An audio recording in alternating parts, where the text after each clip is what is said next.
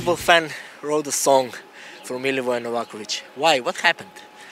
He's the most important player in Cologne. He was, and he's still. He's strong, and so as a football supporter, we thought we have to give him his own song, a hymn, because like everybody in Cologne was talking about Podolski. He's okay, very famous, but he was coming back to Cologne last summer. But so we thought, hey, there is the most important valuable player, and it's Novaković. So nobody's talking about him, so we had to do this song. What is song sing about it? The song is like Nova goal. He's the best striker, and he's scoring goals all the time. Can you sing it a little bit, just to hear it? Okay. Nova goal, hau den anderen die Bude voll.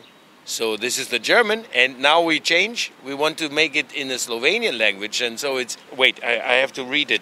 I'm not too good now in your language, but I'm getting better every day. So, and it's Nova goal, na polni mrežu vsem okol. Nova goal, golo ni nikol dovolj. In South Africa, German and Slovenian teams will play.